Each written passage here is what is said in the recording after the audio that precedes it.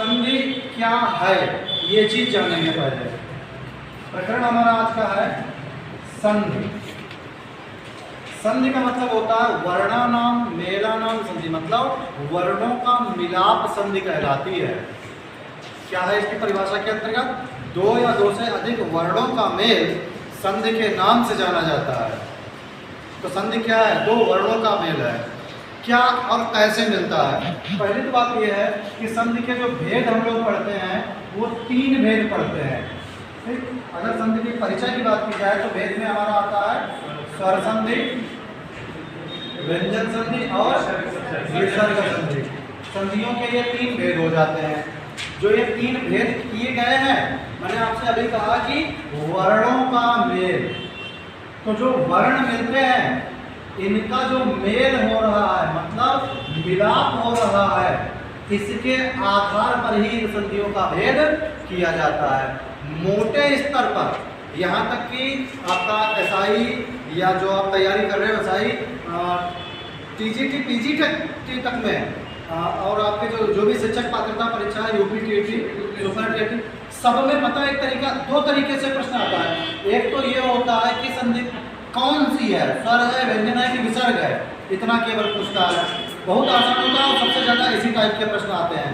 दूसरा तरीका ये होगा कि आपको वर्ण दे दिया जाएगा और कहेगा इसका संधि करो। तीसरा तरीका होगा अलग अलग 2 पद दिए होंगे, अब संधि पद दिया होगा और कहेगा इसका विच्छेद करो।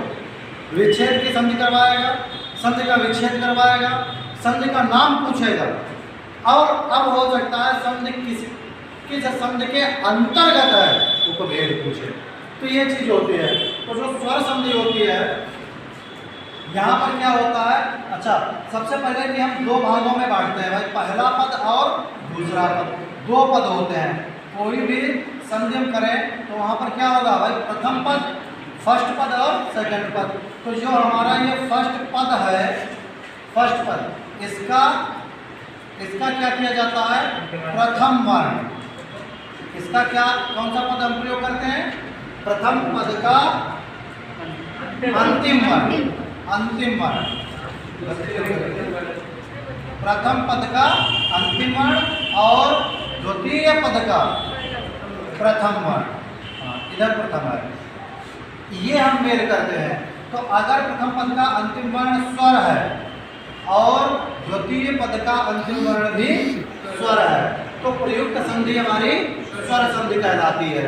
उदाहरण के तौर पर अगर देखें तो हमने कहा जैसे न्याय धन अधीश, न्याय धन अधीश, तो हम अगर इसको बाहर निकाल कर अच्छे से अध्ययन करें तो यहाँ पर क्या मिलेगा हमको?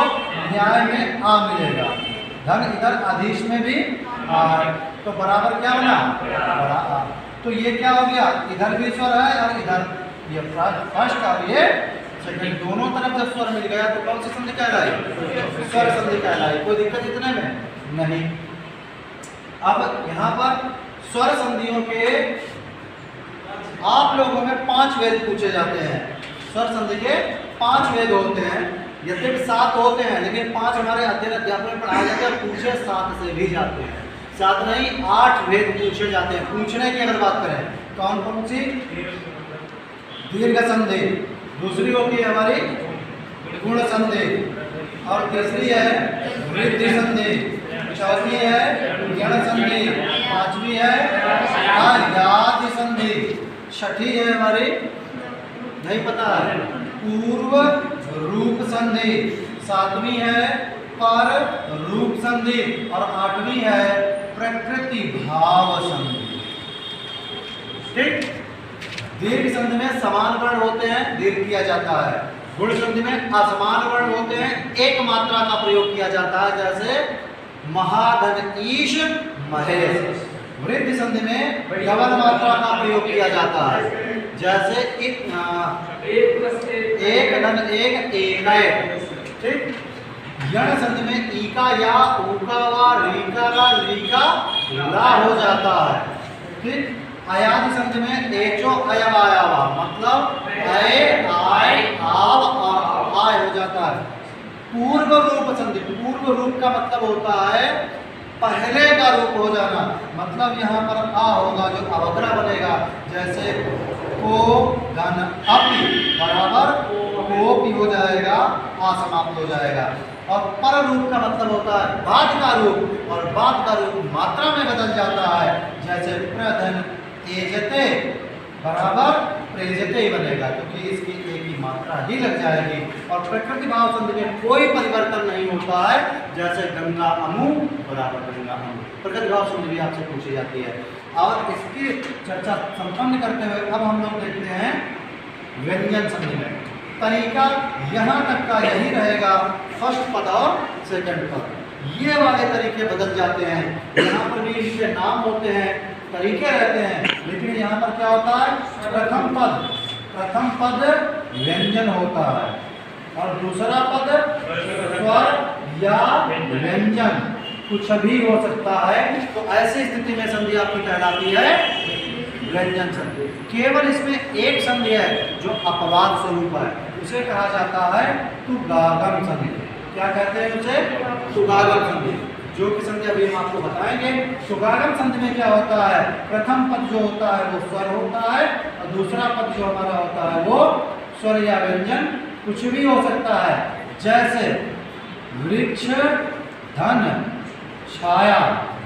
यहाँ पर क्या है, दूसरा पद व्यंजन के अंतर्गत छ वर्ण होता है निश्चित, तो यहाँ पर आधे च का प्रादुर्भाव होता है, तो रूप बनेगा वृक्ष छाया।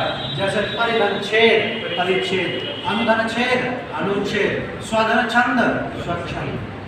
ठीक, तो यहाँ पर क्या है, ये हमेशा स्वर आएगा। उसी तरह से अब यहाँ पर क्या होता है, विसर्ग संधि की अगर बात करें तो प्रथम पद के अंत में सदैव विसर्ग होता, और दूसरे में स्वर या व्यंजन कुछ भी हो, तो यहाँ पर क्या होगा, आपकी विसर्ग।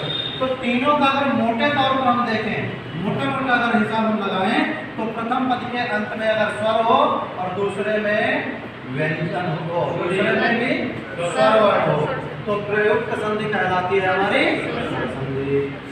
अगर पहले पद के अंत में व्यंजन हो और दूसरा हमारा स्वर व्यंजन कुछ भी हो, तो कहलाएगी व्यंजन संधि। हाँ, अगर पहले पद के अंत में स्वर और दूसरे में केवल छा हो, तो तुगागम संधि होती है। ये केवल अपवाद है, एकमात्र केवल अपवाद है जो याद रखना है। तीसरा क्या है, विसर्ग संधि में प्रथम पद विसर्ग होता है। अब यहाँ पर एक कंफ्यूजन होती है, जो कि हम सदैव के लिए आपको मिटा दें, कि यहाँ पर क्या होता है, आपसे अक्सर पूछा जाता है निधन आशा बराबर निराशा होता है। क्या बनेगा, निराशा। अच्छा, निराशा या निधन, जैसे दुर्धन निवार, तो क्या बनेगा, दुर्निवार। रूप क्या बनेगा, दुर्निवार। अब इसी तरह से दुर उपसर्ग अगर लगा है और इधर निवार शब्द है, तब भी तो दुर्निवार बनेगा, दुर्निवार बनेगा, है ना। तो अब बताओ कि इसमें अगर ये शब्द आ जाता है, ये शब्द आ जाता है, तब आप व्यंजन संधि लगाओगे या